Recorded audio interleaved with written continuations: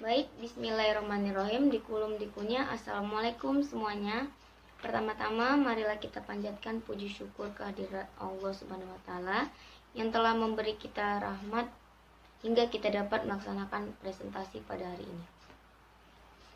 Nah, berdirinya saya di sini untuk presentasi bukan untuk berekspektasi, karena tingginya ekspektasi bisa membuat sakit hati.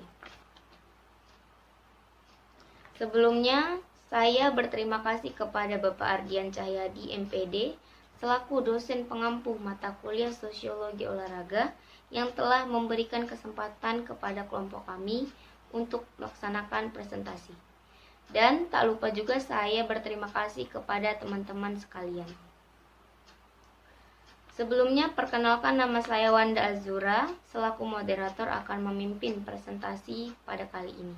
Dan tentu saja saya tidak sendirian, saya bersama rekan-rekan saya, yaitu Muhammad Ridho Aprilillah, Dian Mursrianto, Ahmad Amin Nur Yasin, dan Irmina Citrawati. Di sini saya dan rekan-rekan saya akan mempresentasikan materi mengenai etika dan moral, yang dimana kita selaku calon pendidik harus memahami apa itu arti pentingnya etika dan moral bagi kita seorang pendidik. Dan tak perlu berlama-lama, materi pertama akan disampaikan oleh saudara Muhammad Ridho Aprilillah. Kepada saudara Muhammad Ridho Aprilillah, saya persilakan. Ya, terima kasih moderator. Saya Muhammad Ridho Aprilillah akan memulai materi yang pertama, yaitu pengertian etika. Jadi judul kelompok kami yaitu etika dan moral dalam olahraga. Jadi apa sih itu etika? Etika diambil dari bahasa Yunani yaitu etike, yang berarti ajaran moral atau karakter. Di sini ada menurut para ahli, yaitu salah satunya yaitu Rusli Lutan mengatakan bahwa tentang etika secara khas dengan prinsip kewajiban manusia atau studi tentang semua kualitas mental dan moral yang membedakan seseorang atau suku bangsa. Jadi menurutnya itu etika merupakan sebuah ilmu yang berkaitan dengan prinsip kewajiban sebagai manusia, karena etika dan ajaran moral yang dimiliki oleh setiap manusia berada di tingkat yang berbeda, jadi tidak sama. Sehingga dengan etika menjadi pembeda kualitas baik buruknya perilaku manusia. Jadi teman-teman, bisa kita ambil bahwa etika itu hal yang membahas tentang perbuatan baik dan perbuatan buruk. Yang dikatakan perbuatan baik dan perbuatan buruk ketika telah ada peraturan berperilaku dalam ruang lingkup kelompok masyarakat, di mana manusia menjalani hidup dalam norma berupa ketentuan, larangan, dan kewajiban.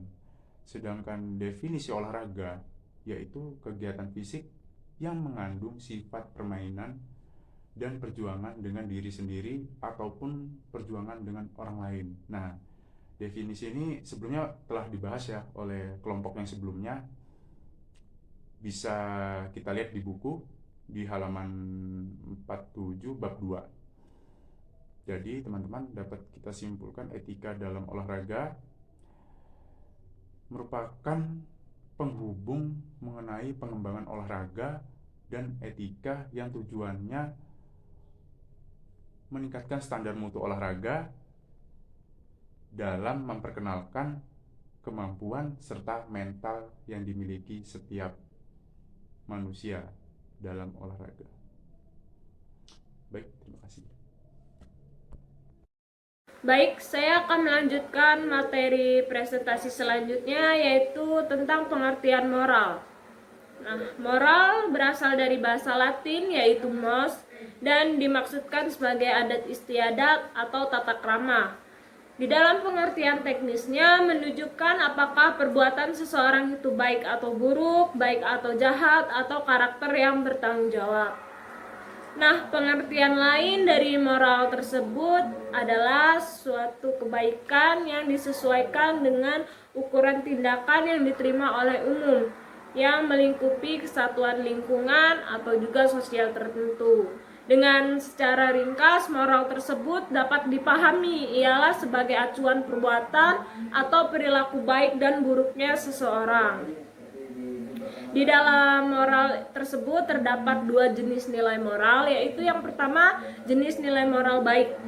Nilai moral baik ialah suatu nilai yang dikaitkan dengan kesesuaian di antara harapan atau juga tujuan hidup manusia di dalam menjalankannya. Bisa ditinjau dari kaidah sosial di masyarakatnya. Nah, contoh nilai moral baik di dalam olahraga yaitu yang pertama taat. Atlet yang taat kepada peraturan yang ada di dalam pertandingan atau juga atlet yang melakukan tindakan sportif. Itu termasuk contoh nilai moral baik di dalam olahraga. Lalu yang berikutnya ada nilai moral buruk, yaitu jenis nilai moral tentang keburukan, lawan kata dari istilah kebaikan. Nilai moral yang buruk ini menyimpang terhadap keterataan sosial. Selain dari hal tersebut, dampak yang ditimbulkan juga akan menciptakan masalah-masalah baru. Contoh dari nilai moral buruk ini di dalam olahraga yaitu atlet yang tidak terima dengan kekalahannya dan langsung menyerang atlet yang menang, atau juga atlet yang melakukan kecurangan dengan menyuap atau menyogok wasit atau melakukan hal-hal yang merugikan untuk lawannya. Itu adalah salah satu contoh dari nilai moral yang buruk. Penalaran etika dan moral dalam olahraga. Dengan banyaknya perilaku menyimpang yang dilakukan oleh orang lain maupun pelaku olahraga, menyebabkan sering terjadinya isu sentral dalam kegiatan olahraga. Perilaku tersebut ada yang sudah direncanakan sebelumnya dan ada juga yang spontan terjadi karena tidak dapat mengendalikan emosinya. Hal tersebut dapat dihindari apabila pelaku olahraga memahami dan mengaplikasikan penalaran etika dan moral dalam olahraga. Seperti yang teman-teman lihat pada PPT, yang pertama ada kesadaran diri untuk bermain sportif. Dalam sebuah pertandingan, menang dan kalah itu adalah hal yang wajar. Secara tidak langsung, nilai tersebut membawa pengaruh terhadap kualitas diri. Tidak hanya itu, adanya nilai saling menghormati dan menghargai menjadikan individu berjiwa besar dan mengakui kemampuan orang lain. Lalu yang kedua ada mengetahui, menilai, dan berbuat. Apa itu yang pertama? Apa itu artinya mengetahui? Dalam fase ini disebut dengan pengetahuan moral, yaitu fase kognitif dalam belajar tentang isu sentral dan bagaimana cara menyelesaikannya. Lalu yang kedua ada menilai.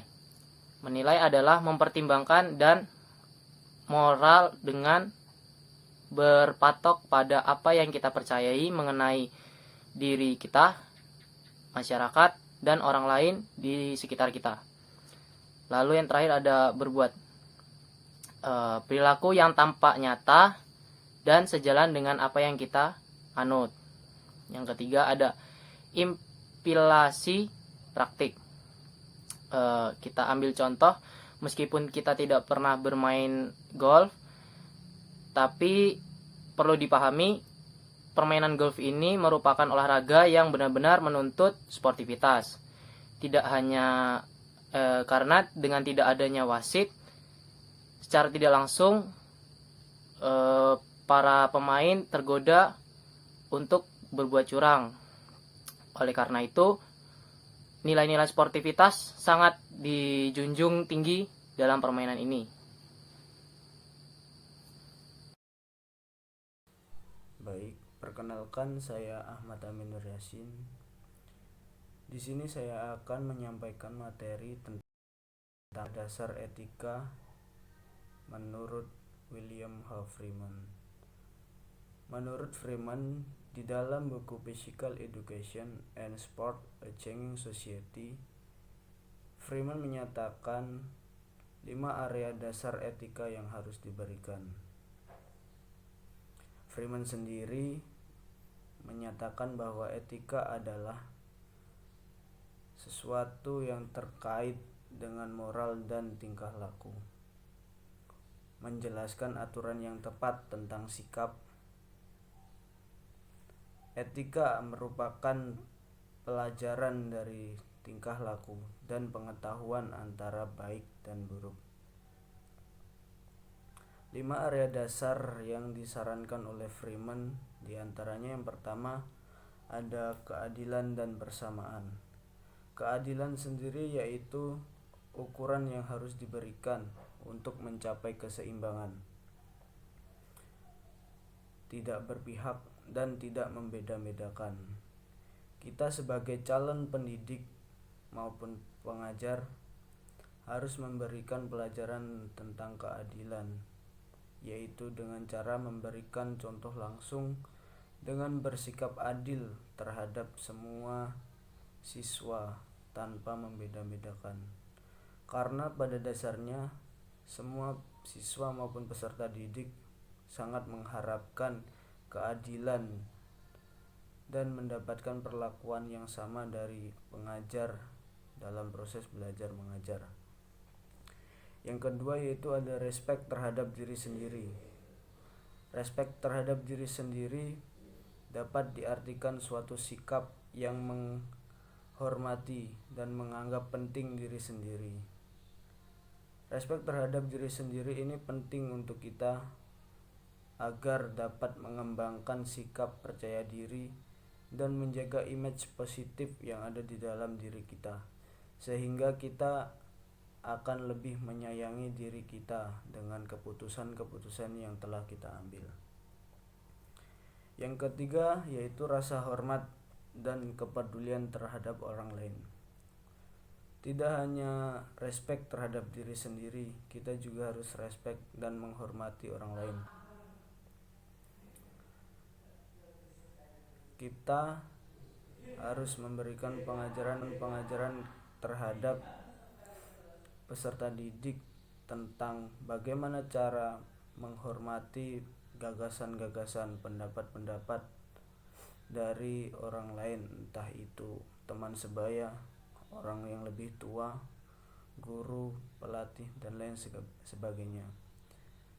Dengan kita menghormati orang lain, maka orang lain tersebut akan respect juga terhadap kita karena dia merasa nyaman dengan kita. Selain itu, kita juga perlu menumbuhkan sikap kepedulian terhadap orang lain dengan contoh-contoh kecil seperti saling berbagi makanan dengan teman, berbagi minuman, dan saling membantu ketika ada teman yang mengalami kesusahan.